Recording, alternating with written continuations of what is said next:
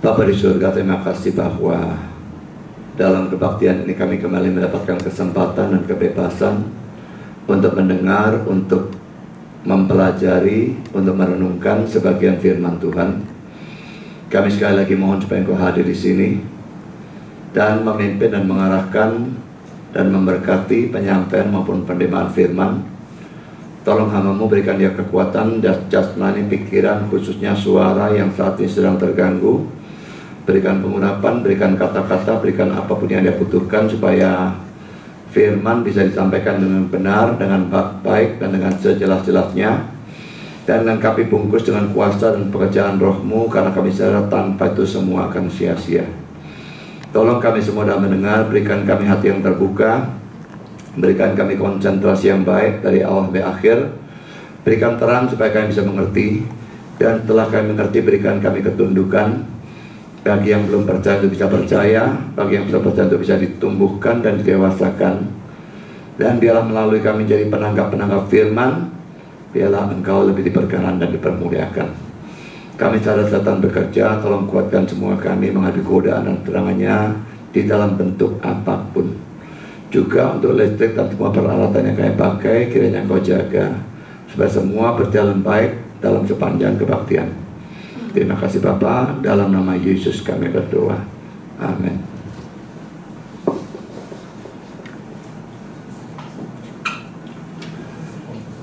Kita melanjutkan pembahasan Lukas pasal 1 ayat 67 sampai dengan ayat yang ke-80.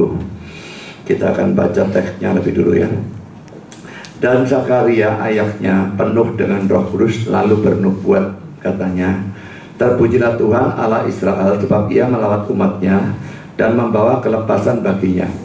Ia menumbuhkan sebuah tanduk keselamatan bagi kita di dalam keturunan Daud hambanya itu, seperti yang telah difirmankannya sejak purbakala oleh mulut nabi-nabinya yang kudus, untuk melepaskan kita dari musuh-musuh kita dan dari tangan semua orang yang membenci kita, untuk menunjukkan rahmatnya pada nenek moyang kita dan mengingat akan perjanjiannya yang kudus, yaitu sumpah yang diucapkannya kepada Abraham, bapak leluhur kita, bahwa Ia mengaruniai kita, supaya kita terlepas dari tangan musuh dapat beribadah kepadanya tanpa takut, dalam kekudusan dan kebenaran di hadapannya seumur hidup kita.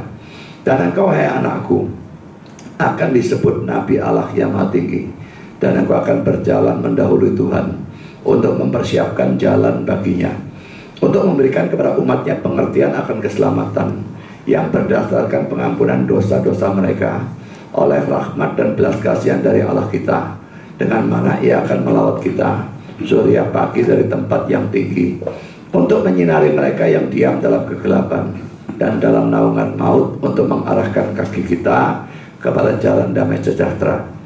Adapun anak itu bertambah besar dan makin kuat rohnya, dan ia tinggal di padang gurun sampai kepada hari ia harus menampakkan diri kepada Israel. Saudara, bagian ini diawali dengan Zakaria itu bernubuat, dan ada beberapa hal yang ingin saya bahas. Pertama, Zakaria itu penuh dengan Roh Kudus dan dia lalu bernubuat. Coba kita baca ayat 67 sekali lagi ya. Dan Zakaria ayahnya penuh dengan Roh Kudus lalu bernubuat, katanya, dan terusnya.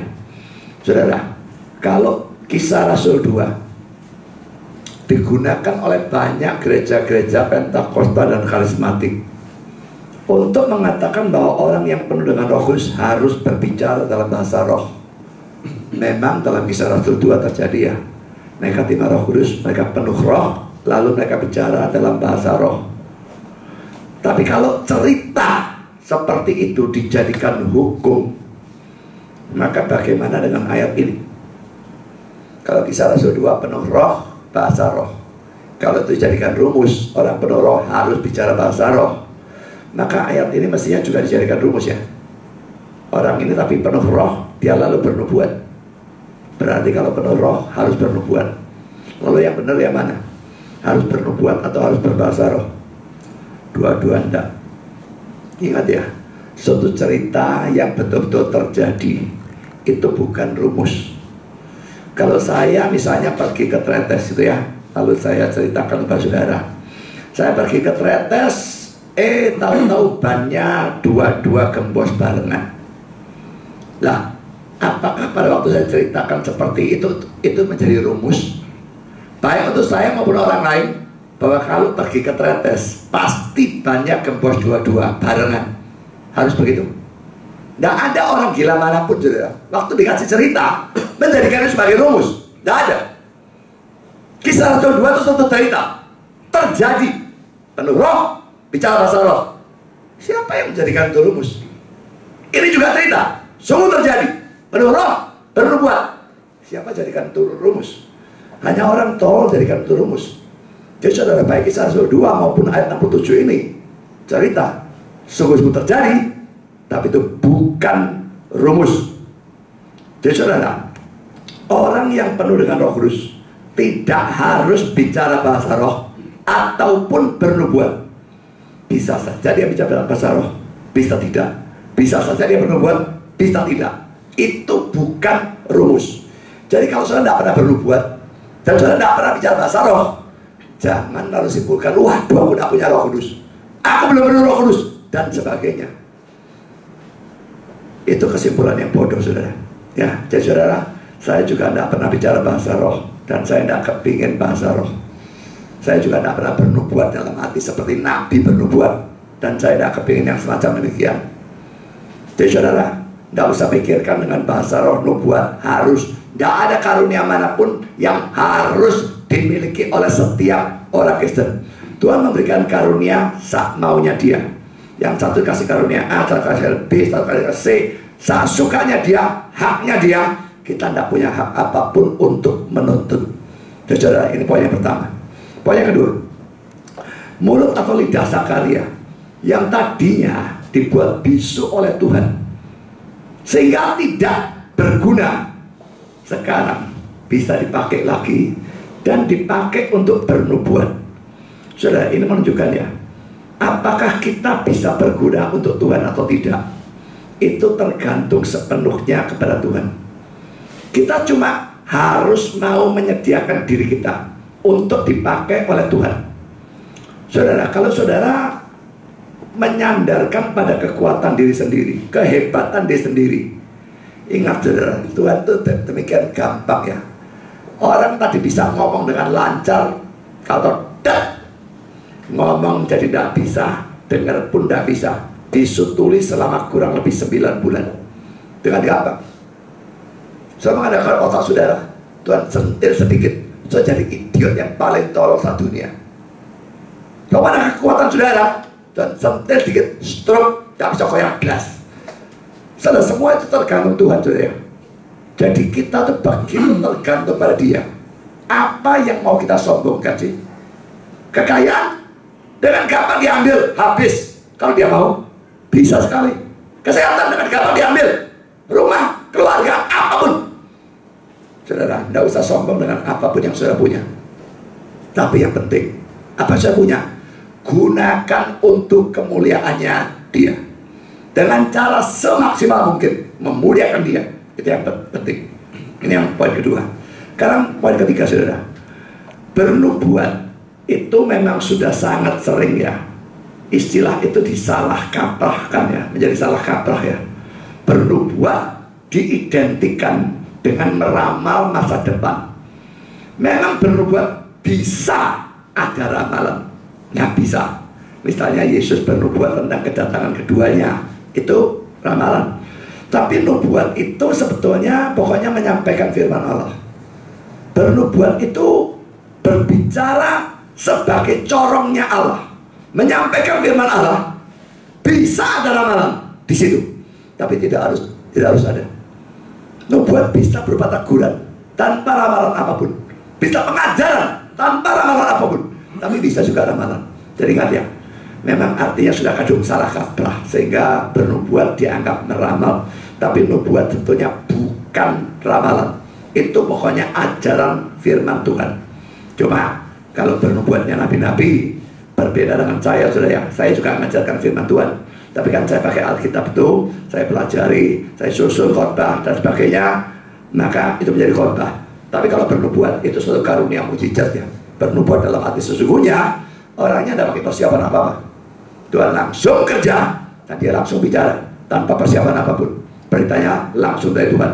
Saudara, Tuhan memberikan berita kepada dia menyampaikan, maka itu bernubuat di dalam arti yang sesungguhnya.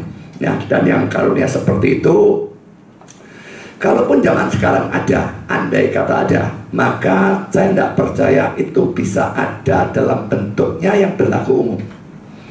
Kalau bernubuat untuk orang tertentu, untuk sikon tertentu saja sementara, saya percaya itu masih bisa ada.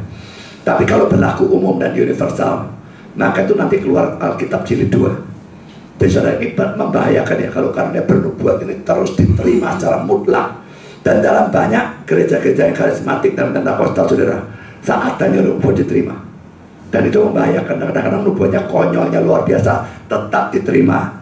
Dan itu seringkali dengan gampang dijadikan cara untuk bohongi jemaat dengan segala macam kebohongan yang bodohnya bagaimanapun orang akan terima. Nubuat kok dari Tuhan. Tahu dari mana kalau dari Tuhan? Kalau dari dia sendiri, kalau dari setan. Saudara, hati-hati dengan nubuat. Ya, awas dengan nubuat. Karena saudara, poin yang keempat, orang bernubuat tidak bicara seakan-akan dia adalah Allah atau Yesus sendiri. Perhatikan bahwa dalam nubuat Zakaria ini ya, dia menggunakan kata ganti orang ketiga tunggal laki-laki. Dalam bahasa Inggris, he, ia, untuk Allah. Coba lihat ayat 68 dan 69. Terpujilah Tuhan Allah Israel, sebab ia melawat umatnya dan membawa kelepasan baginya. Ia menumbuhkan sebuah tanduk keselamatan bagi kita di dalam keturunan Daud, hambanya itu. Dia menggunakan kata ganti orang ketiga tunggal laki-laki untuk Allah. Jadi saudara, orang tidak boleh bernubuat tahu-tahu seakan-akan dia Yesus sendiri. Ya, itu sama sekali salah. Salah secara total. Bisa orang bernubuat menggunakan kata aku, kata ganti orang pertama tunggal, bisa aku, tapi harus ada pendahuluan. Kata-kata seperti demikianlah firman Tuhan. Contohnya saudara, Yeremia 31 ayat 1 sampai dengan ayat 3. Pada waktu itu demikianlah firman Tuhan, aku, dia bilang aku ya, tapi didahului dengan kata-kata demikianlah firman Tuhan. Jadi dia kayaknya menceritakan Tuhan ngomong aku, jadi Tuhan yang ngomong, bukan aku ya. Aku menjadi Allah segala kaum keluarga Israel dan mereka akan menjadi umatku. Ayat 2 diulang lagi, bagilah firman Tuhan, ia mendapat kasih karunia padang gurun, yaitu bangsa yang terluput dari pedang itu. Israel berjalan mencari istirahat bagi dirinya.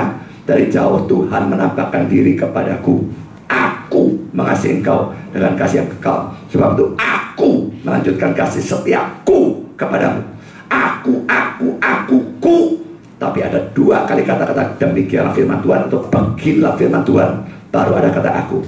Tapi kalau ngomong langsung, mesti Tuhannya disebut dengan kata ganti orang ketiga tunggal laki-laki. Ya, jadi itu nubuat. Jadi kalau ada orang bernubuat lalu dia ngomong seakan-akan dia Yesus, aku adalah Allah, sembah sekarang aku, itu setan saudara. Tidak ada orang nubuat model semacam demikian. Nah, itu kurang ajar.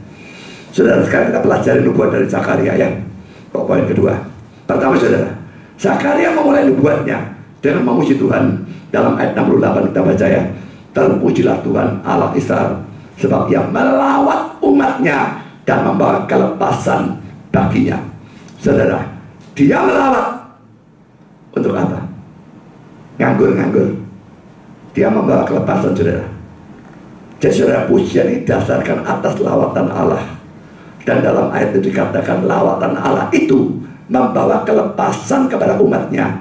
Lalu dalam ayat 78 dan 79 dikatakan menerangi atau mengarahkan orang yang dalam gelap atau bayang-bayang maut. Kita baca ayat 78 dan 79. Oleh rahmat dan belas kasihan dari Allah kita, dengan mana ia akan melawat kita. Ya, keluar lagi melawat kita ya. Surya pagi dari tempat yang tinggi, untuk Ini alasannya mengapa dia melawat. Untuk menyinari mereka yang diam dalam kegelapan dan dalam naungan maut, untuk mengarahkan kaki kita kepada jalan damai sejahtera. Jadi saudara, kalau Tuhan melawat umatnya, mesti ada gunanya. Dia menyelamatkan, dia memberikan janji, dia memberikan menegur dosa, dia memberikan penghiburan dan sebagainya. Tidak mungkin Allah melawat nganggur-nganggur gak ada gawene dan tidak menimbulkan efek positif apapun. Ada pengkhotbah tertentu, ini pada berapa puluh tahun yang lalu, tidak tahu sekarang masih gila seperti itu atau tambah teman atau tambah waras, saya tidak tahu. Dia khotbah, sudah khotbah. Lihat tuh Yesusnya ada di sana. Tidak ada orang yang lihat kecuali dia, saudara. Yesusnya sedang berdiri. Oh, Yesusnya duduk di sana. Gak ada gawenya dia melawat, hanya berdiri tersenyum, duduk dan sebagainya. Loh, kalau saya ngomong seperti itu, saudara tidak kacau konsentrasinya. Mana Yesus? Kok kakek tuh awakku kok dia tuh gitu. Saudara, ini mengacaukan kebaktian. Dan juga tidak mungkin Tuhan melawat seperti Toronto Blessing, atau lebih tepat Toronto Curse ya. Saya kira lebih cocok, itu kutuk Toronto ya.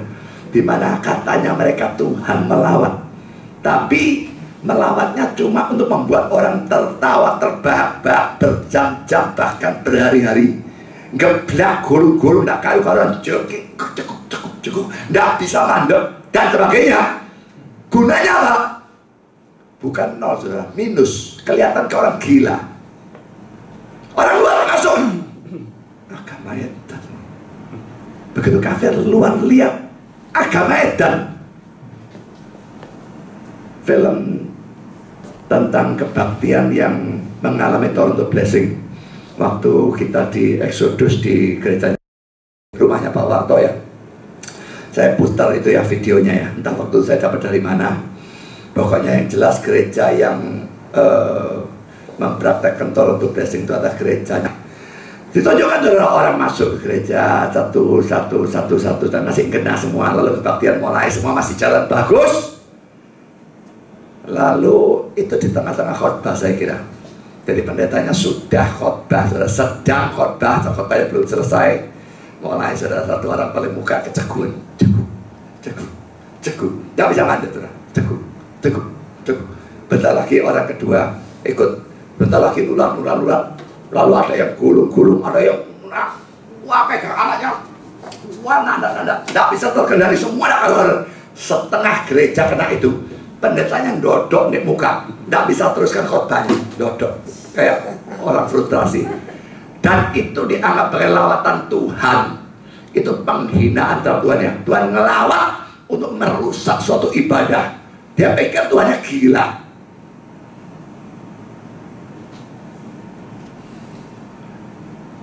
Saya pikir kalau gereja semuanya bahasa roh, itu sudah cukup kelihatan seperti orang gila. Dan yang ngomong seperti ini bukan saya, saudara. Ini Paulus yang ngomong. Coba kita lihat ya, 1 Korintus 14 ayat 23. Jadi, kalau seluruh jemaat berkumpul bersama-sama dan tiap-tiap orang berkata-kata dengan bahasa roh, lalu masuklah orang-orang luar atau orang-orang yang tidak beriman, tidakkah akan mereka katakan bahwa kamu gila? Jadi Paulus yang ngomong, saudara. Dan dia jelas tidak nyalahkan orang luar itu. Ya memang benar, kalau semua bahasa roh. Dan kelihatannya bahasanya Korintus itu mereka juga terkena bahasa roh dalam bentuk yang ekses, ya kelebihan, tidak karu-karuan seperti bahasa roh zaman sekarang. Saya percaya bahasa roh yang asli itu aja, tapi bukan seperti yang zaman sekarang siawala-wala dan semua orang mengucapkan kata-kata yang sama, lalu puluhan ribu orang barengan. Itu bagi saya nonsense. Itu ciptaan orang. Dan jangan tiru seperti itu. Jangan pikir ringan dosanya orang, memalsukan karunia Allah. Dia tidak punya bahasa roh, tapi dalam gerejanya ada doktrin yang juga salah, tapi mereka anggap benar bahwa orang yang penuh roh harus bicara bahasa roh. Wah, kalau aku tidak bahasa roh, aku dianggap Kristen kelas 2. Lah sini. Nah, apa sukanya mengucapkan jawala-wala? Akhirnya semua memalsukan hanya karena tidak mau dianggap sebagai orang Kristen tanpa penuh Roh Kudus. Yang munafik akan memalsukan, yang tulus bingung. Aku kok gak dapat ya? Aku gak Kristen barangkali. Dia malah melakukan imannya. Dan saya pernah ditanya orang seperti itu. Saya bilang, jangan bingung. Aku tidak punya. Dan aku tidak pusing. Karena setan. Jadi saudara, kalau seluruh gereja bicara bahasa roh, bahasa roh apalagi yang kakak seperti yang sering kita dengar itu saja katanya Paulus, orang luar masuk akan anggap semua kamu gila. Nah ini kalau tolong blessing zaman Paulus, untung tidak ada yang seperti itu saudara. Kalau ada yang seperti itu pada zamannya Paulus, lalu semua nanda jogging, lalu keceguan kayak orang, atau kayak orang ayat-ayat gitu ya. Lalu dia anggap orang luar masuk, anggap kamu apa? Yang seperti ini asal gila. Yang tolong blessing, gila pangkat 2, tak tahu apa namanya ya. Jadi saudara, itu mereka anggap lawatan Allah. Mereka gampang sekali saudara gunakan istilah-istilah yang wah begitu mulut Allah, melawat Benny Hinn buka jubahnya kebun 200 bendera geblok semua, lawatan Allah. Nonsense, itu okultisme dalam gereja kalau menurut saya. Itu pekerjaan setan. Tuhan tidak menumbangkan anaknya sendiri tanpa alasan dan tanpa guna. Geblak, mereka itu bangun, so what? Lalu apa hasilnya? Nothing, tidak ada belas. Tuhannya gendeng apa kira?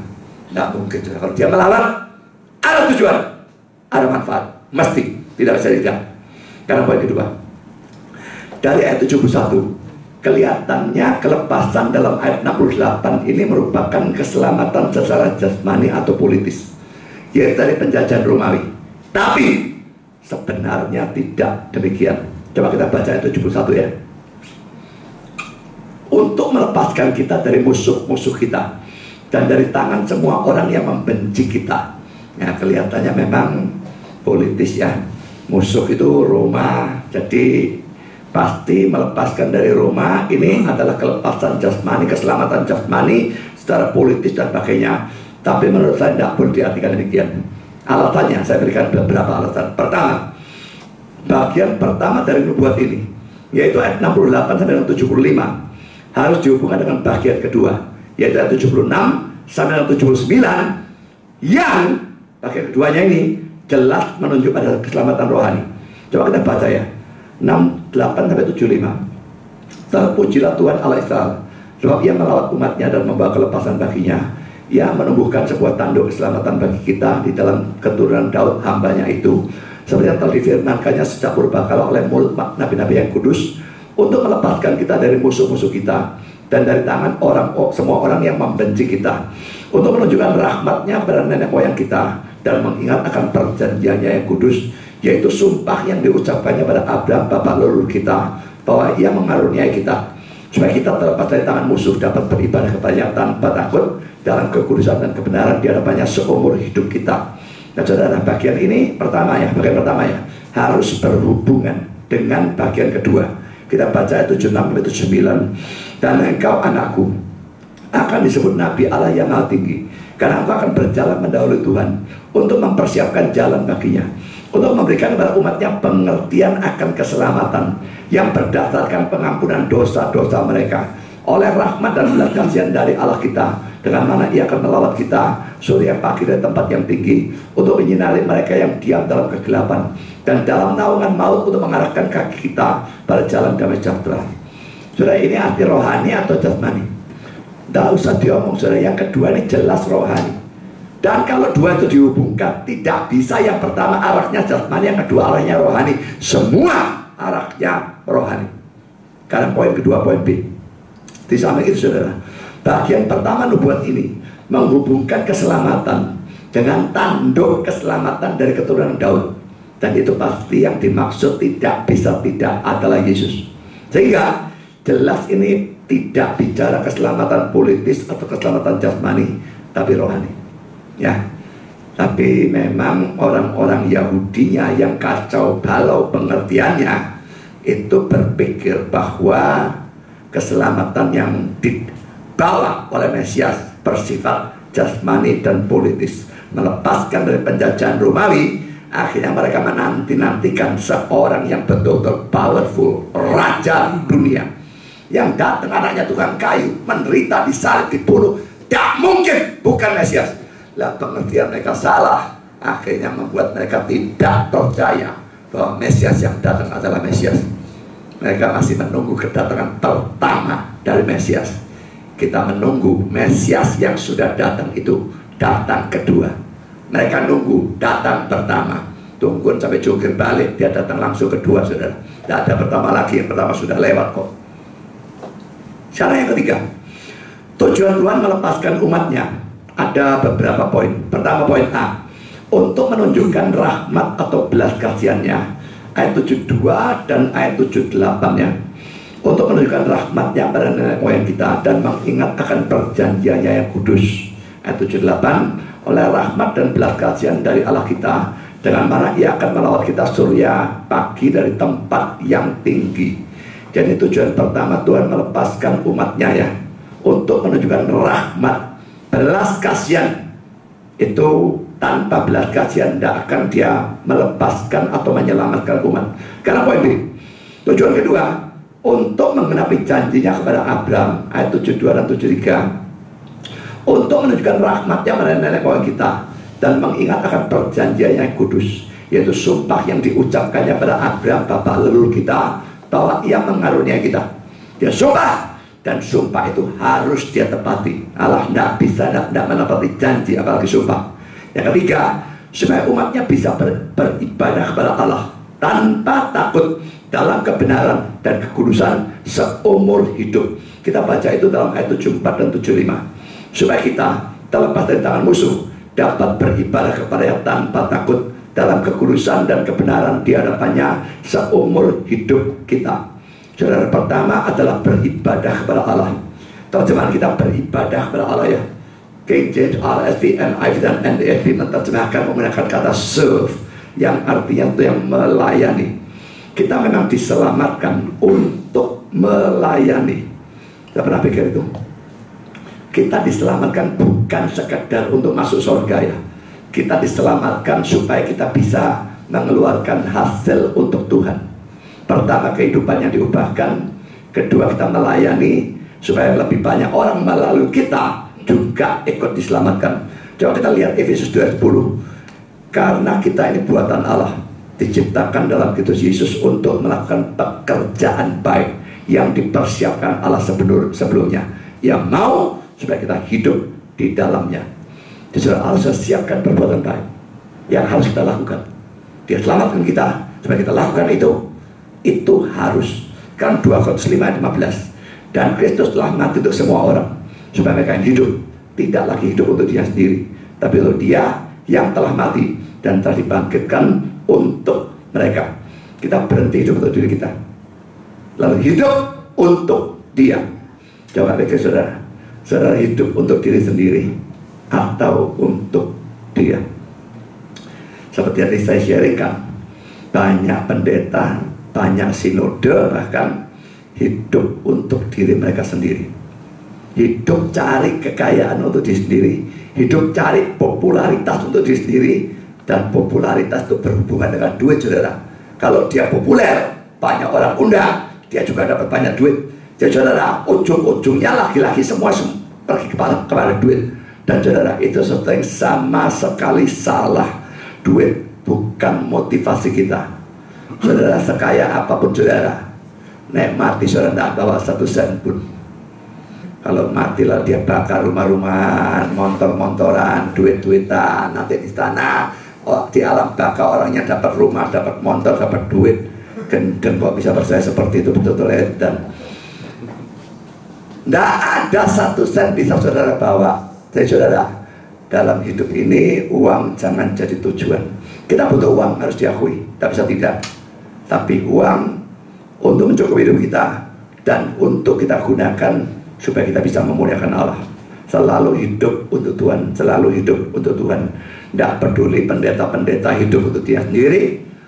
Saudara jemaat, kalau saudara bisa hidup lebih bagus motivasinya, lebih hidup untuk kemuliaan Allah, saudara melebihi pendeta-pendeta itu. Siapa bilang pendeta-pendeta itu teladan hidup kita? Kalau dia motivasinya untuk diri sendiri, jangan teladan dia.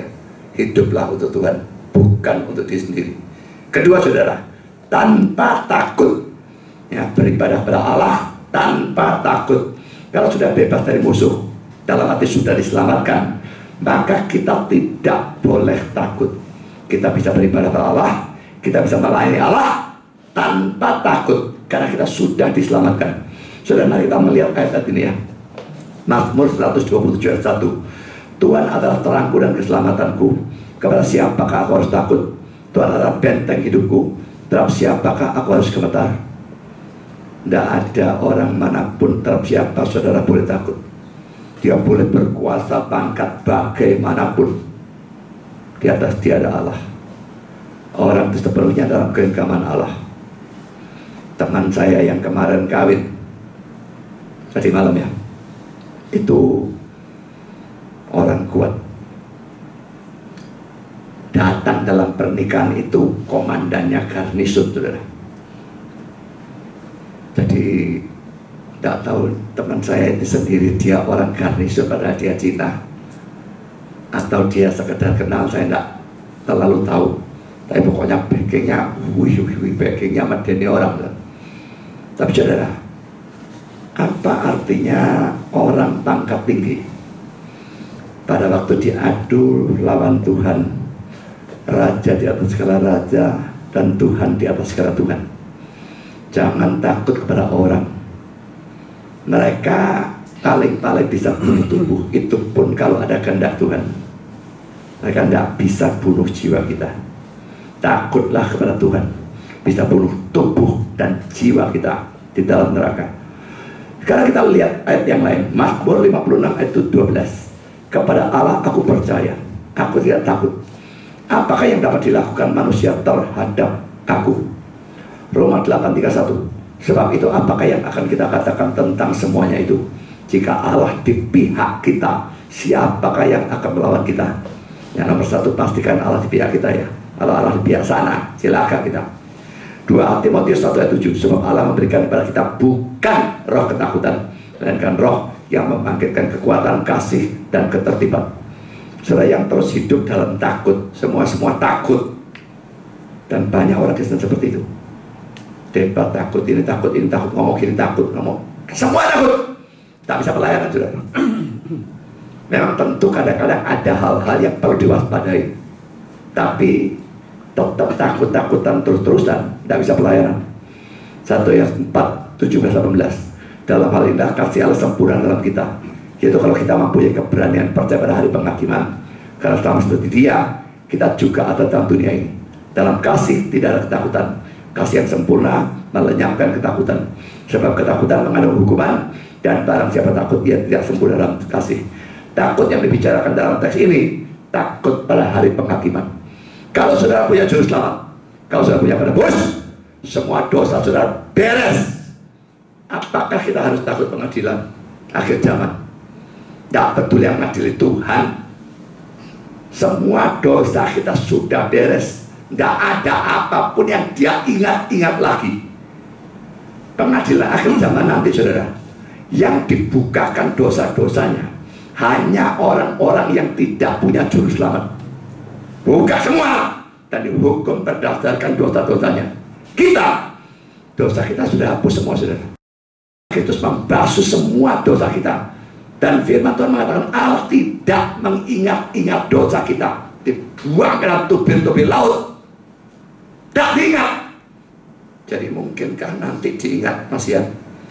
Kapan saudara berdusta, kapan saudara bolos gereja, kapan berzina? Tidak ada. Ini bukan alasan untuk ayo berbuat dosa kalau nanti tidak diingat. Tentu tidak gila seperti itu, saudara ya. Seharusnya menimbulkan syukur yang luar biasa ya.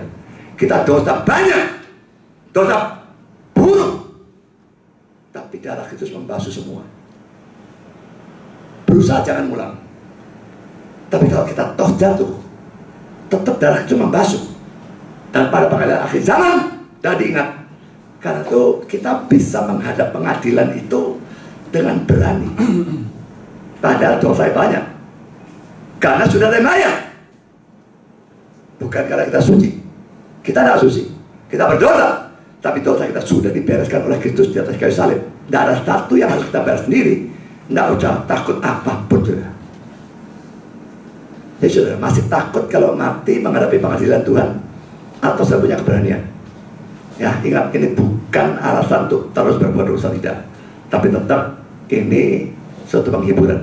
Kita tidak perlu dan tidak boleh hidup takut-takut masuk neraka pengadilan. Tidak ada.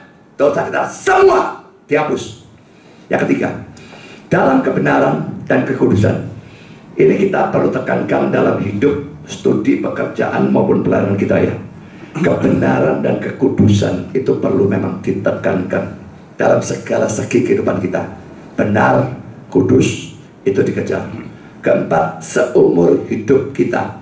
Saudara, ini menunjukkan bahwa pelayanan dan pengudusan harus kita lakukan seumur hidup kita. Dan tidak boleh ada saat di mana kita berhenti melayani ataupun menguduskan diri. Saudara, apakah saudara ada orang yang sudah pensiun dari pelayanan? Pensiun, tanda petik, ya. Sudah bosan dengan usaha untuk membuang dosa tertentu, sehingga saudara menyerah terus pada dosa tersebut. Jadi kita tidak ada saat boleh berhenti dari usaha pengudusan dan dari usaha pelayanan. Saya paling tidak senang dengar orang-orang biasanya yang sudah tua. Ya, ini biasanya umur 60-an gitu ya. Atau kadang-kadang ada yang 50-an, 60-an, 70-an. Dulu Om ini melayani. Loh, sekarang kok enggak lagi, kenapa Om?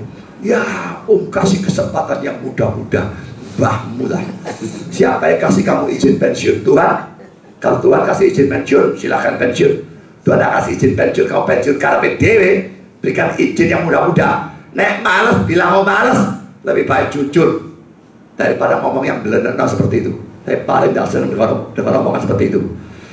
Kalau saudara pansui gak apa-apa, ya sudah, mau diapakan, no.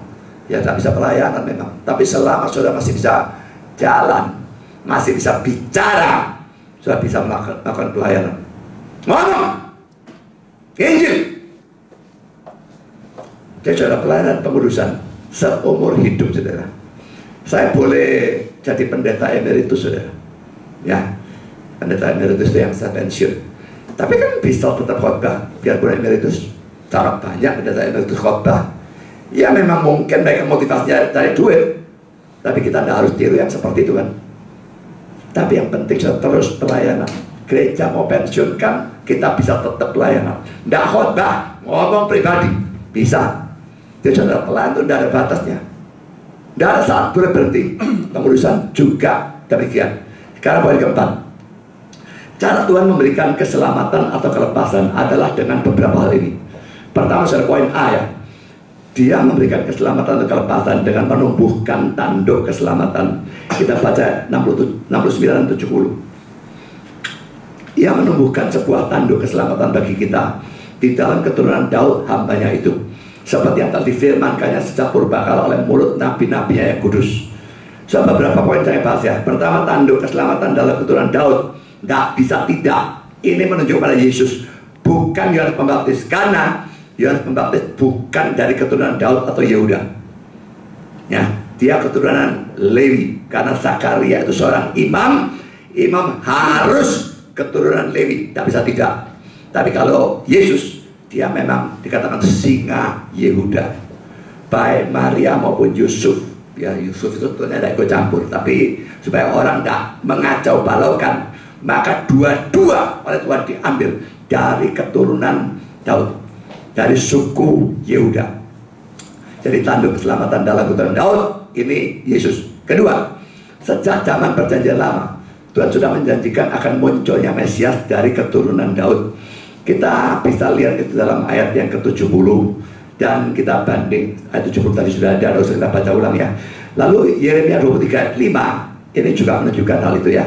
Sesungguhnya waktunya akan datang, demikian firman Tuhan, bahwa aku akan menumbuhkan tunas adil bagi Daud. Dia akan memerintah sebagai raja yang bijaksana dan akan melakukan keadilan dan kebenaran di negeri. Saudara, ini tidak bisa tidak Yesus. Dan dia disebut tunas adil bagi Daud. Daud kayaknya pohon, lalu dia tunas. Sejelas dia keluar betul-betul dari keturunan Daud. Tapi saudara, sejak pembuangan ke Babilonia, keturunan Daud itu praktis hancur. Sebagai raja habis, ya. Tapi janji Allah tetap berlaku dan tergenapinya dalam diri Yesus. Dia memerintah sebagai raja yang bijaksana dan akan melakukan keadilan dan kebenaran di negeri. So, pada saat semua harapan rasanya musnah, ya, tetaplah percaya pada janji Tuhan. Ya, Tuhan janji, biarpun kelihatannya gelap gulita dan rasanya Tuhan tidak mengenapi janjinya, tidak mungkin. Tidak ada kemungkinan Tuhan yang berdusta. Tidak ada kemungkinan dia berjanji dan tidak mengenapi. Percaya janji itu, pegang janji itu, tidak peduli segelap apapun sekeliling saudara. Hal kedua saudara yang dia lakukan, memberikan surya pagi. Ya, ini yang dia lakukan untuk memberikan keselamatan, ya. Berikan surya pagi dalam ayat 78. Oleh rahmat dan belas kasihan dari Allah kita, dengan mana ia akan melawat kita surya pagi dari tempat yang tinggi. Saudara, pertama-tama lagi-lagi surya pagi jelas menunjuk kepada Yesus. Ya, kita sudah lihat dalam ayat 78 tadi. Karena kita bandingkan dengan teks-teks ini, ya. Yesaya 9 ayat 1 dan 2. Bangsa yang berjalan dalam kegelapan telah melihat terang yang besar. Mereka diam di negeri kekelaman, atasnya terang telah bersinar. Engkau telah menimbulkan banyak sorak-sorak dan sukacita yang besar. Mereka telah bersukacita di hadapanmu seperti sukacita di waktu panen, seperti orang bersorak-sorak di waktu membagi-bagi jarahan. Ini laki-laki tentang Mesias. Yesaya 41 dan 2. Hiburkanlah umatku, demikianlah firman Allahmu. Tenangkanlah hati Yerusalem dan serukanlah kepadanya bahwa perhambaannya sudah berakhir, bahwa kesalahannya telah diampuni, sebab ia telah menerima hukuman dari tangan Tuhan 2 kali lipat karena segala dosanya. Maleakhi 4 ayat 2. Tapi kamu yang takut akan namaku, bagimu akan terbit surya kebenaran dengan kesembuhan pada sayapnya. Ini jelas Yesus lagi, ya. Kamu akan keluar dan berjingkrak-jingkrak seperti anak lembu lepas kandang. Yesus disebut sebagai surya kebenaran. Kalau dalam teks kita surya pagi, ya, dia itu terang dunia.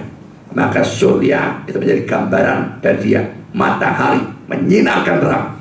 Karena poin kedua, Yesus menyinari mereka yang ada dalam gelap dan dalam naungan atau bayang-bayang maut untuk mengarahkan kaki kita kepada jalan damai sejahtera.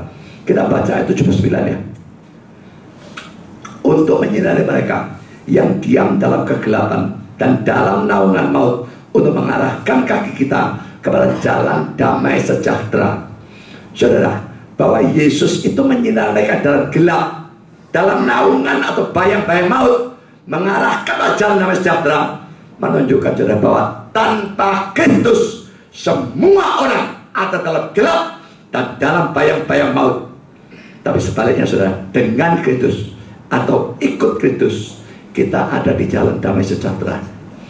Saudara, bukan dengan gereja, ya, bukan dengan pendeta, bukan dengan agama Kristen, bukan dengan kekristenan, bukan dengan orang Kristen siapapun. Dengan Kristus, saudara hidup dengan Kristus, ikut Kristus, atau saudara hidup tanpa Kristus. Kalau tanpa Kristus, saudara dalam gelap. Saudara tahu saudara kemana? Tahu jeblok di neraka. Baru sadar. Yang belum percaya Kristus, cepat percaya dia. Karena tanpa Kristus, saudara dalam gelap, dalam bahaya maut. Tapi dengan Kristus atau ikut Kristus, saudara ada di jalan damai sejahtera. Saudara, dari poin-poin tadi saudara, maka bisa ditarik kesimpulan bahwa kelepasan dalam ayat 68 berhubungan dengan tindakan Tuhan menumbuhkan tanduk keselamatan dalam Daud, dalam keturunan Daud, yang menuju pada Yesus. Itu ayat 69. Demikian juga orang bisa lepas dari kegelapan dan bayang-bayang maut, lalu pindah ke jalan damai sejahtera hanya karena surya pagi atau surya kebenaran yang menunjuk lagi-lagi kepada Yesus. Semua ini menunjukkan, ya, digabungkan, ya, keselamatan yang sejati tidak bisa terlepas dari Yesus. Karena saudara, renungkanlah, sudahkah saudara ada di dalam Yesus? Hanya dalam gereja tidak ada gunanya. Harus di dalam Yesus, percaya dia sebagai Tuhan dan Juru Selamat saudara, yang menggantikan saudara, memikul hukuman saudara di atas kayu salib. Tanpa itu saudara pikul hukuman saudara sendiri dengan masuk neraka selama-lamanya. Sekarang saudara, kita sudah bicara tentang Yesus. Sekarang kita bicara soal Yohanes Pembaptis. Poin kelima, fungsi dari Yohanes Pembaptis.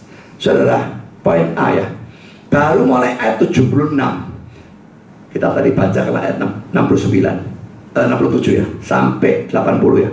Baru ayat 76 Zakaria bicara tentang anaknya, yaitu Yohanes Pembaptis. Kita baca ayat 76. Dan engkau, hai anakku, akan disebut Nabi Allah yang Maha Tinggi, karena engkau akan berjalan mendahului Tuhan untuk mempersiapkan jalan baginya. Dari tadi dia bicara meninggikan Tuhan Yesus dan kerajaan Allah. Sekarang dia bicara tentang anaknya, dan itu pun untuk menunjukkan pelayanan Yohanes Pembaptis sebagai orang yang mendahului Yesus untuk mempersiapkan jalan bagi Yesus. Saudara, merupakan kebiasaan pada saat itu, bahkan kalau di Indonesia sampai sekarang itu ada, saudara ya.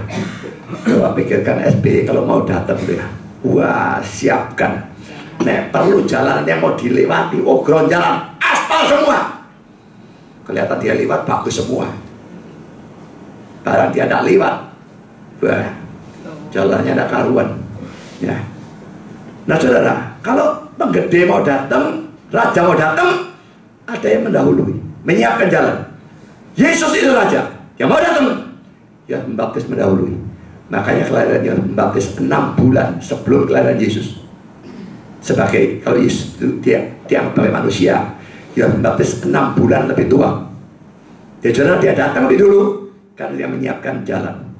Saudara, sesuatu yang menarik adalah pada waktu Zakaria menyebut tentang Yohanes Pembaptis atau anaknya, dia sebetulnya tidak berkata anakku, dia cuma berkata anak. Nah, kitab suci Indonesia memang agak salah ya, menerjemahkan hai anakku, ada kata ku ya, tapi ini terjemahnya salah. NIV juga my child, anakku, ini juga salah. Yang benar adalah terjemahan NASB, hanya child, anak. Saudara, mengapa dia tidak berkata anakku? Mengapa dia cuma berkata anak? Ini menunjukkan dia tidak mempersoalkan anak sebagai anaknya, tapi dia mempersoalkan bagaimana anak itu bisa berguna untuk Tuhan. Saudara, orang ini penuh Roh Kudus ya, lalu dia berubah. Dan orang penuh Roh Kudus, dia tidak mempersoalkan diriku, anakku, uangku, rumahku, mobilku, nama baikku. Tidak peduli amat denganku. Dia akan mempersoalkan Tuhan, kerajaan Allah, Yesus, dan mempersoalkan bagaimana segala sesuatu itu bisa berguna untuk Tuhan. Karena dia tidak sebut anakku, dia cuma sebut anak.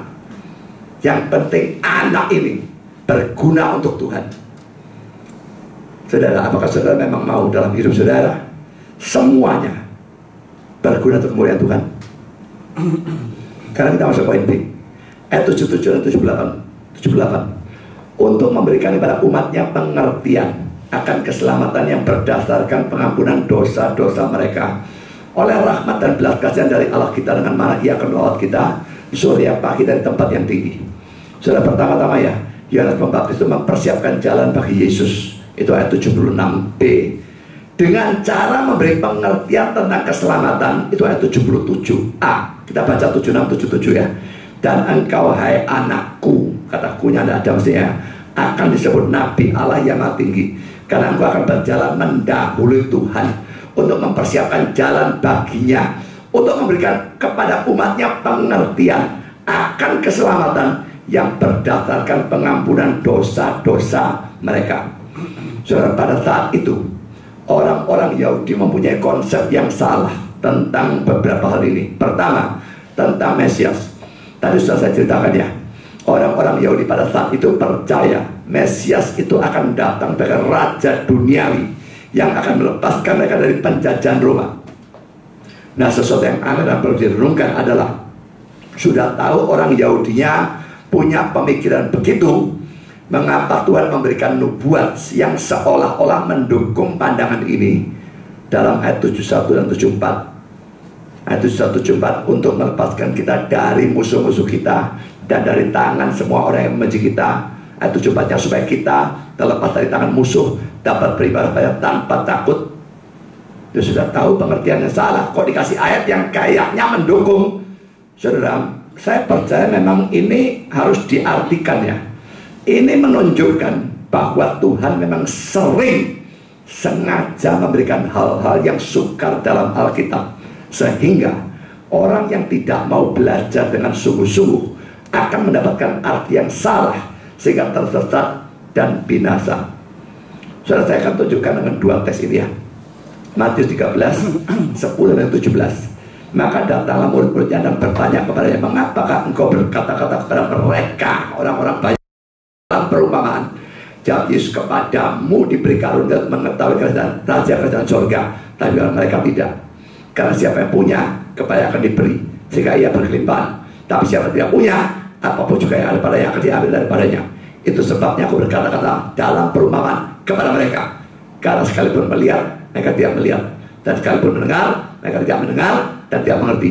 Maka pada mereka genaplah nubuat Yesaya yang berbunyi, kamu akan mendengar dan mendengar, namun tidak mengerti. Kamu akan melihat dan melihat, namun tidak menangkap. Sebab hati bangsa telah menebal, dan telinganya berat mendengar, dan matanya melekat tertutup, supaya jangan mereka melihat dengan matanya, dan mendengar dengan telinganya, dan mengerti dengan hatinya, lalu berbalik sehingga aku menyembuhkan mereka. Tuhan tidak mau itu ya. Ayat 17, sebab aku berkata padamu, sesungguhnya banyak nabi dan orang benar ingin melihat apa yang kamu lihat tapi tidak melihatnya, dan ingin mendengar apa yang kamu dengar tapi tidak mendengarnya. Saudara, jelas ya, dia kadang-kadang ngajar perumpamaan tok, dikasih mereka artinya tidak tahu. Dia memang tidak mau mereka tahu artinya, nanti bertobat dia sembuhkan. Ada orang-orang pilihan, ada orang-orang non pilihan. Mereka ini jelas bukan pilihan, dia tidak mau beri arti jelas, nanti mereka bertobat, dia harus selamatkan, dia tidak mau. Nah, saudara, ayat yang lain yang lebih menyolok lagi, 2 Petrus 3:16. Hal itu dibuatnya dalam semua suratnya, apabila ia berbicara tentang perkara-perkara ini.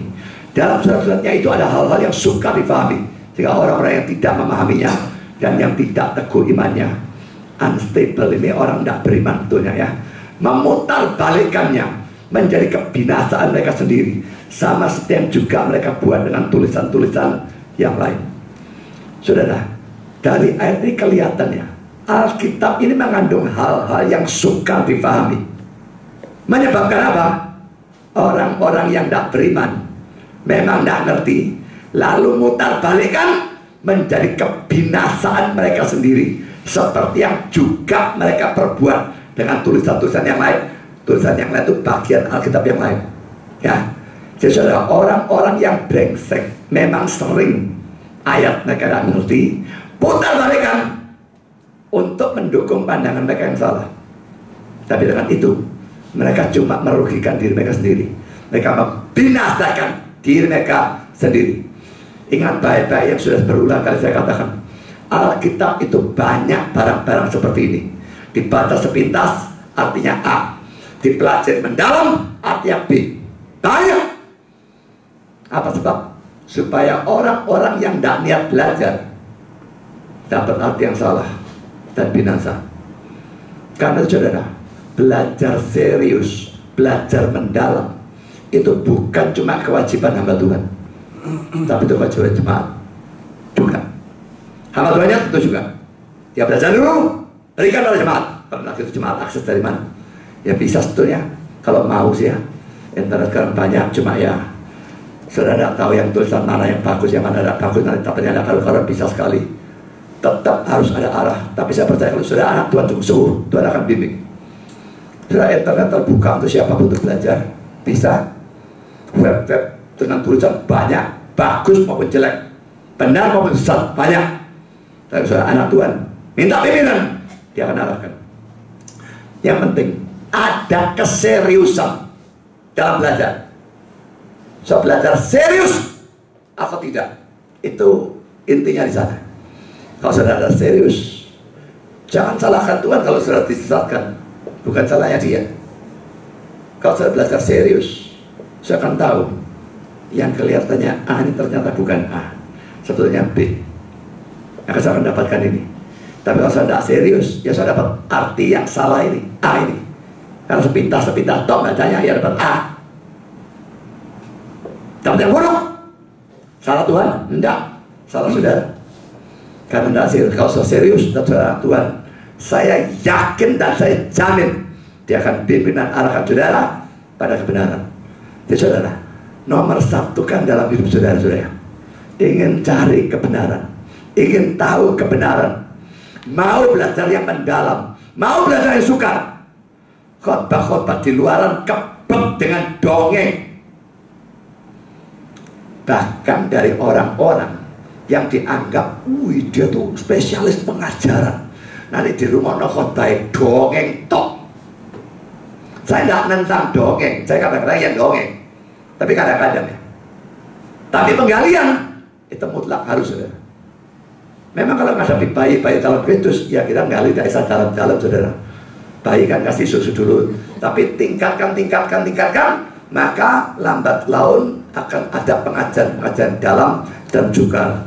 Dan saudara wajib melatih diri saudara untuk mau mendengar dan bisa mendengar. Tidak gampang saudara. Bagi bayi biasanya minum susu, tahu-tahu dikasih pisang digerus. Pertama mungkin dimuntahkan sama dia, apa-apa ini gak enak. Saya paksakan terus. Habis pisang digerus bubur, mari bubur nasi, mari nasi kikil, peluntir kompiak. Saya gak tahu apa. Pokoknya bertahap harus maju. Kita juga, saudara maupun saya, harus bertahap maju. Saya ingat waktu pertama-tama mendirikan MRI bersama-sama dengan Leo Sutanto ya. Leo Sutanto ini tidak sekolah teologi ya. Saya bukan mau bicara jelek tentang orang yang sudah mati ya, tapi ini faktanya memang seperti ini ya. Dia tidak sekolah teologi ya, dia pintar teman juga tidak, otaknya biasa-biasa saja saya pikir. Tapi dia kepingin gurui saya, padahal saya yang sekolah teologi ya.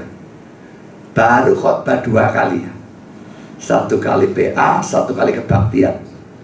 Saya dipanggil, Budi, khotbah tidak boleh gitu, harus yang suka kayak Stephen Tong. Saya pikir kamu ini sopo, kamu sekolah teologi enggak. Saya khotbah tanpa kenal orangnya, jadi diundang seadanya orang, saya tidak tahu siapa orangnya datang. Saya harus khotbah suka. Logikanya di mana, saudara? Orang banyak datang, saya hantam dari bawah. Saya penginjilan, dan saya terus hantam bawah. Kayak dibalik, orang tahu, orang baru hantam bawah. Perkara ada orang di atas, saya tidak peduli. Bawah saya gempur dulu. Kalau mereka guambo ya, meremehkan ya, dah ngajar kok angel. Ya tunggu tanggal mainnya ya. Hasil Leo Sutanto, dia ngomong sama saya, tak gubris ya. Saya tahu saya harus ngajar bawah dulu.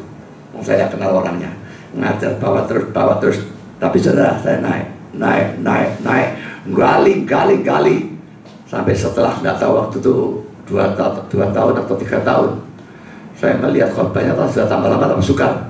Leonya dengar, saya lihat, saya bisa tahu orang ini nggak ngerti apa yang saya ngomong. Dia otaknya pas-pasan kok, khotbahnya tambah sukar. Itu yang dia minta tadi. Dia nggak ngerti. Taknya enggak dikasih yang ada sukarnya di MRI dulu dibandingkan sukarnya sekarang, itu enggak ada apa-apanya. Dia sudah ngerti. Dia ngomong di luar, wih, gerejanya sama Budi jadi kayak sekolahan. Loh, yang ngomong suruh ngajar sukar dulu siapa? Karena tak turuti ngajar sukar, dia kebingungan karena dewi. Saudara, orang ngajar adalah bodoh ya. Datang tidak tahu apa-apa, tahu tuh ngajar sukar. Atau dia bodoh, atau dia ingin show. Ini loh, aku pintar. Dan saya tidak ingin yang manapun dari itu, 2 hal itu. Saya ngajar orang tidak kenal. PI, saya tidak peduli di situ ada siapa. PI terus, tapi harus yang mudah terus. tingkatkan, naik, baru lama-lama ngajar sukar. Itu harus seperti itu, tidak bisa tidak. Ya, jadi saudara, maulah belajar sukar. Memang dengar sukar kadang-kadang, waduh ini apa? Tapi harus saudara mau belajar sukar. Sekarang sudah poin B, keselamatan. Dalam urusan keselamatan mereka juga salah. Tadi mereka salah urusan Mesias ya, di poin A ya. Sekarang urusan keselamatan mereka juga salah, Yahudi ya. Salahnya apa? Ingat ya, agama Yahudi pada zaman Yesus beda dengan pada zaman Musa. Pada zaman Musa, saya yakin mereka masih tetap benar dengan ada Musa sebagai nabi. Zamannya Daud masih benar dan sebagainya. Kapan mulai menyimpang saya tidak tahu. Tapi yang jelas pada zaman Yesus, Yudaisme itu percaya keselamatan karena perbuatan baik, dan keselamatan karena mereka adalah bangsa pilihan. Pokoknya aku lahir sebagai Yahudi, jaminan aku masuk neraka, masuk surga. Yang non Yahudi diciptakan Allah dengan satu tujuan, jadi bahan bakar di neraka. Kurang ajar, setengah mati loh ngomong kayak gitu. Tapi jelas mereka percaya keselamatan karena perbuatan baik. Nah saudara, tugas Yohanes Pembaptis meluruskan pengertian mereka dalam hal-hal yang salah ini. So ini menunjukkan pentingnya pengertian. Bagaimana bisa dapat pengertian kalau tidak ada pengajaran? Pengajaran menimbulkan pengertian, dan pengertian yang benar menimbulkan kepercayaan yang benar. Bisa orang tidak percaya, tapi dia percaya pada pengertian benar itu, imannya akan benar. Ya, tapi kalau pengertiannya salah tentang keselamatan, imannya salah juga. Dan kalau imannya salah, iman yang salah tidak pernah menyelamatkan. Saudara, sekarang ngomong soal sekuler saja ya. Dalam hal sekuler itu ada banyak orang dengan pengertian-pengertian yang salah. Sekarang saya ini ikut fitness center ya. Fitness center itu terbanyak orang bodoh yang bahkan jadi instruktur, tapi dia tidak ngerti apapun. Dia boleh dikatakan pengajar sesat seandainya itu gereja, tapi itu gym ya. Jadi itu fitness center. Saya debat sama teman saya. Orang lari itu jatuhnya di kaki bagian ujung, bagian jari-jari, atau jatuhnya di tumit, tungkak. Di atlas tuh banyak orang kalau lari jatuhnya di ujung kaki. Yang benar tuh jatuh di tungkak. Ya, terus ditekuk gini. Ya, itu yang benar. Nggak bisa lari jatuh di ujung begini. Dia jatuh di pojok. Dia sama saya. Saya bilang, pikir ya, Nike itu yang pertama keluarkan Nike Air ya. Airnya ditaruh di mana? Ditaruh di mana sudah? Dia tunggal. Belakangan ada yang airnya ditaruh buka maupun belakang. Tapi yang pertama keluar Nike Air, airnya ditunggal. Kenapa? Karena memang orang lari harus jatuh di tunggal. Orang lari jatuh di pojok banyak. Salah itu saudara. Wah, beberapa orang malah bela dia. Ayo tanya instruktur, ayo tanya. Instruktur satu tuh lulusan STO saudara. Dia bilang jatuh di pojok. Nah jatuh di tunggal itu jalan cepat. Saya bilang ini sekolah gak naik. Saya gak peduli dia instruktur. Saya tahu, saya benar, saya yakin. Buka internet, coba cari. Gak ada saudara orang nyuruh jalan lari cek pojok, itu malah bisa menimbulkan cedera. Harus di belakang saudara. Terus nakuk ini, gini. Jadi kayak orang jalan. Ini, ya, kayak orang jalan. Jadi hanya hal seperti itu. Lalu hal yang lain saudara. Orang gemuk datang, dilatih sama instruktur, suruh sit up. Sit up kok sampai mendem naik perutnya bisa hilang. Boleh potong kepala saya. Juara atlas sit up saudara, cewek, dia sit up 2000 kali sampai yang itu saya belendak saudara. Dia bisa lebih 2000 kali. Cewek itu gak langsing belas. Lah saya sit up 2000 kali loh, perut tidak kecil belas. Sit up itu tidak bisa menguruskan perut, tidak bisa buang lemak di perut. Sit up itu menguatkan otot perut, tapi tidak bisa buang lemak. Buang lemaknya gimana? Mau lari, mau sepeda, mau ya macam-macam alat ya, elliptical atau stepper atau renang. Pokoknya olahraga yang sifatnya kardio, meningkatkan denyut jantung sampai denyut tertentu untuk jangka waktu cukup lama, itu membakar kalori banyak, itu baru buang lemak. Nah kalau teorinya sudah salah, lemu, set up, tidak bakal kurus, tidak saudara. Tuh, dia set up kuat, orangnya langsing. Mereka lupa satu hal, kalau dia set up rajin, berarti dia disiplin olahraga. Maka pasti dia juga melakukan hal yang lain, lari, aerobik dan sebagainya. Itu yang menguruskan, bukan sit up-nya. Dan sangat banyak saudara hal-hal yang konyol. Seorang yang binaragawan, dia mau pertandingan di Jakarta. Saya tanya, kamu treadmill tidak pernah ya? Wah, tidak boleh treadmill. Kalau treadmill rusak ototnya, treadmill bakar otot. Bakar otot, konyol banget bakar otot. Dia cuma jalan sedikit, lari gak mau bakar otot. Saya lihat lagi internet itu banyak kok.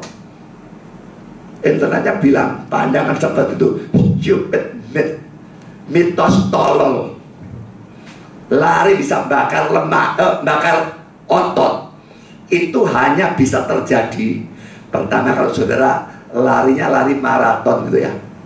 Itu memungkinkan banyak over sampai bakar ototnya, itu masih memungkinkan. Kedua, so dietnya mati-matian, tidak diisi bensin, digunakan terus, terpaksa yang dibakar bukan cuma lemaknya, ototnya juga. Ketiga, sudah ada orang yang kurus luar biasa, otot lemaknya cuma antara 3-5%, dan orang yang lemaknya 3-5% hampir tidak bisa dijumpai.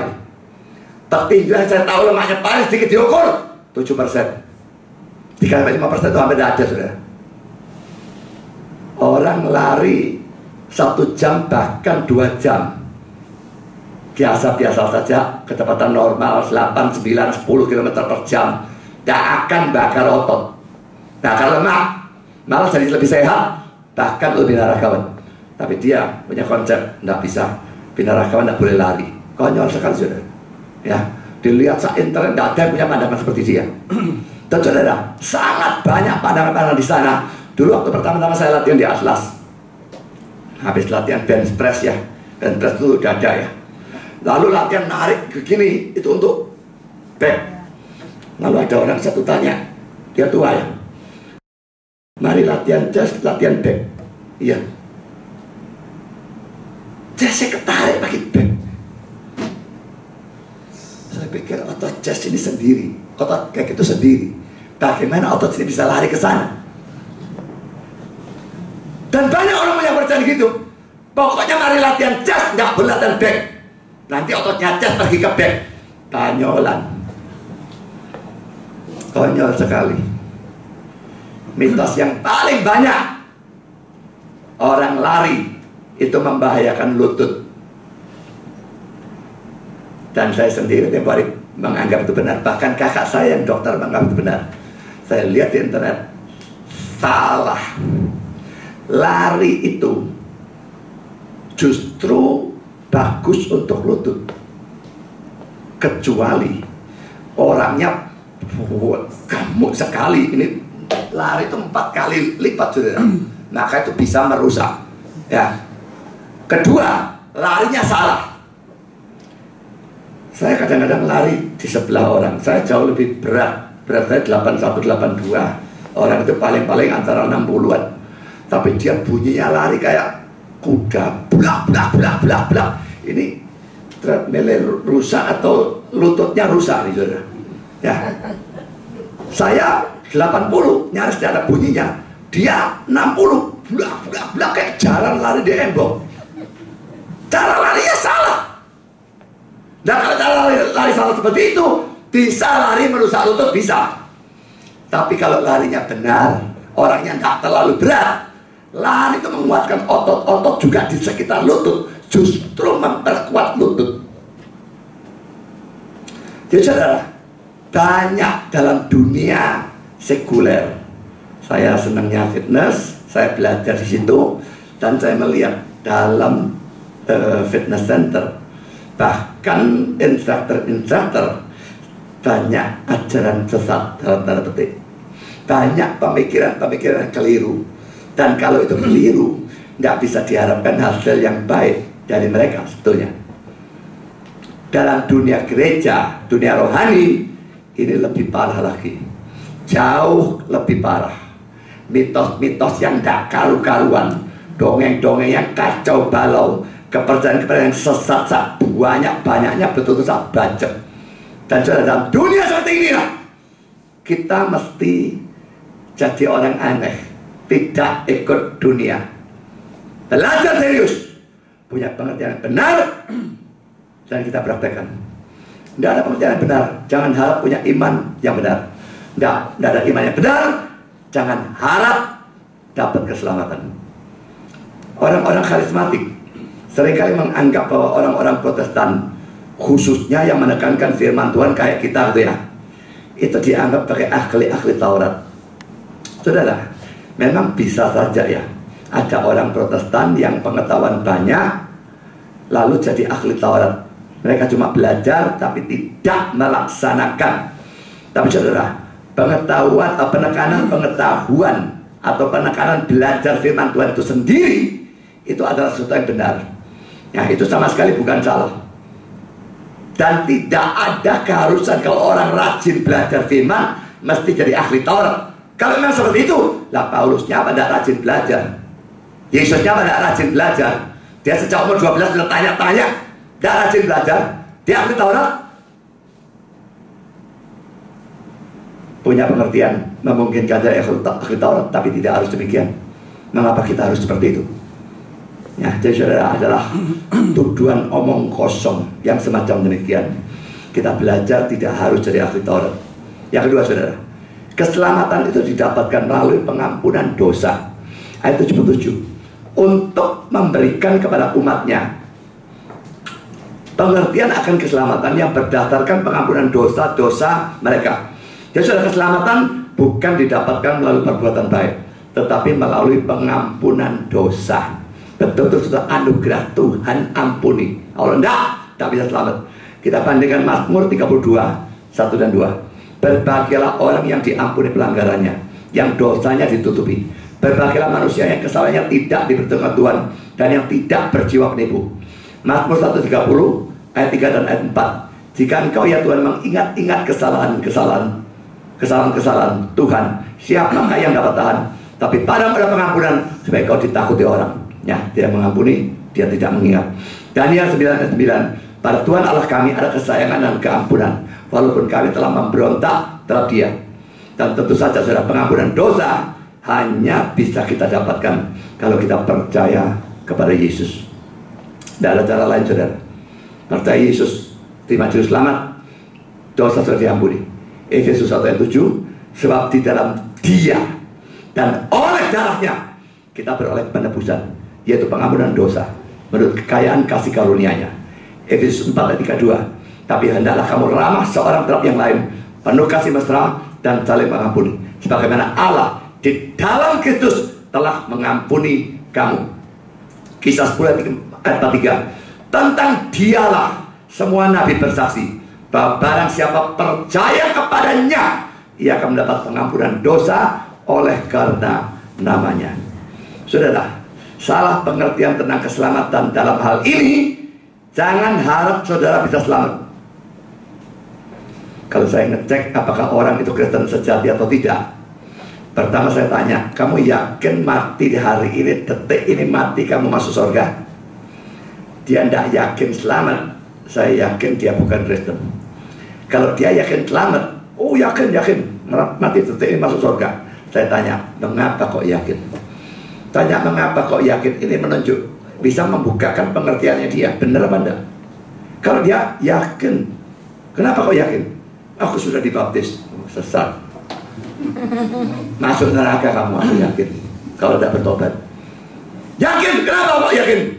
Aku sudah berusaha sebaik mungkin, masuk neraka, sesat lagi. Pokok kalau jawabannya yakin itu karena apapun yang dia lakukan, dia masuk neraka. Tidak ada keselamatan karena perbuatan baik. Keselamatan karena perbuatan baik itu adalah ajaran sesat. Tapi luar biasa banyak di dalam gereja-gereja saat ini. Karena apa? Karena pendetanya juga sesat atau karena pendetanya tidak ngajar dengan baik.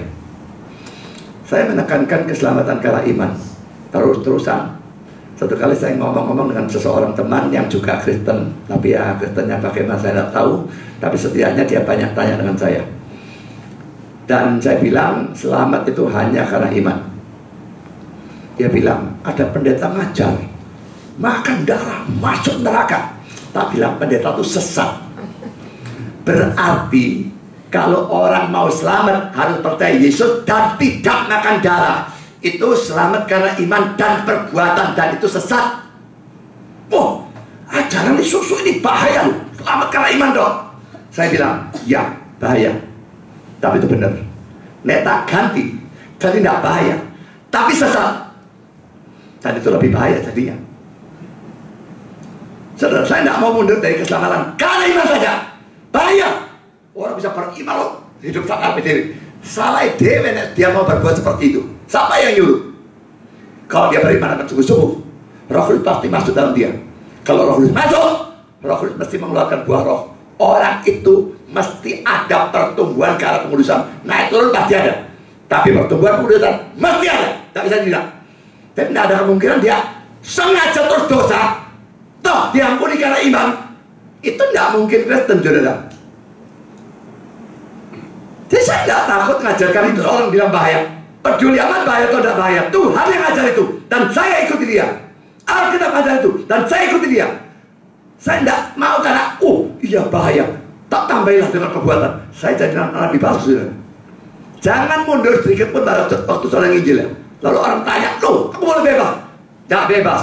Loh, itu karena perbuatan? Tidak. Kalau percaya ada Roh Kudus. Kalau ada Roh Kudus, kamu tidak akan sengaja dosa seenakmu sendiri. Tidak mungkin.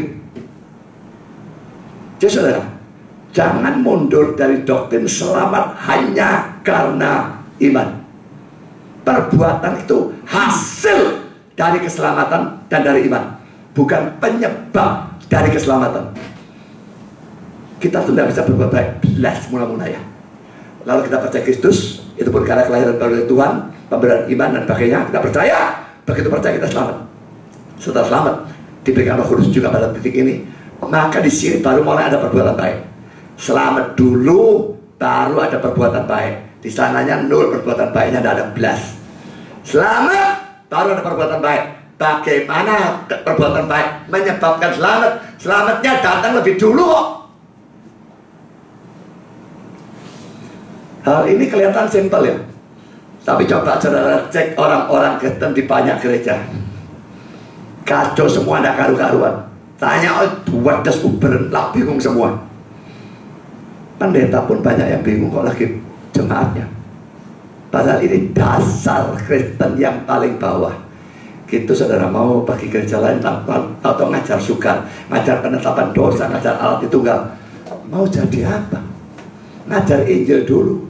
Injil sudah bagus, ngerti dan percaya, baru naikkan. Mau ngajar yang lain, tulisan belakang.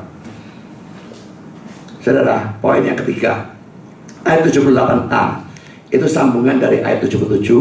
Ayat 78 bunyinya, oleh rahmat dan belas kasihan dari Allah kita, dengan mana ia akan melawat kita, surya pagi di tempat yang tinggi. Jadi saudara, bisa ada pengampunan dosa, itu disebabkan karena adanya belas kasihan Allah. Tanpa itu, tidak ada pengampunan dosa. Saudara, maukah saudara menjadi alat Tuhan seperti Yohanes Pembaptis? Dia dalam memberikan pengertian yang benar tentang keselamatan pada orang-orang di sekitar saudara. Saudara kafir atau Kristen banyak tanpa pengertian dan pengertian yang kacau balau dan karu-karuan. Saya katakan dunia sekuler pun seperti itu. Jangan ngomong dunia rohani, tambah parah. Saya punya berkat luar biasa.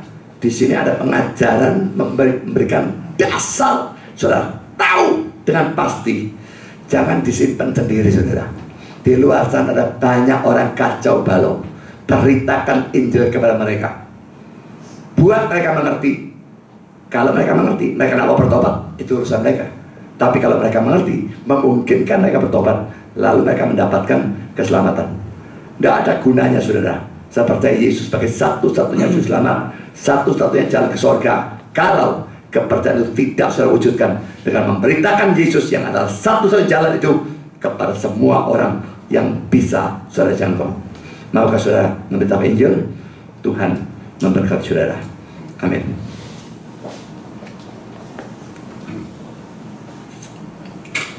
Mari kita berdoa. Bapa di surga, terima kasih Kau telah pimpin serta berkati yang sepanjang pemberitaan firman. Kami sudah belajar banyak, baik tentang kesalahan-kesalahan orang Yahudi berkenaan Mesias, berkenaan keselamatan, fungsi pembaptis dan sebagainya. Tolong kami jadi alat-Mu Tuhan, memberitakan Injil, memberitakan pengertian yang benar tentang dasar Kristen. Karena bahkan dalam urusan dasar Kristen, dalam dunia Kristen saat ini, sangat banyak orang atau tidak punya pengertian, atau lebih celaka lagi, punya pengertian yang sesat.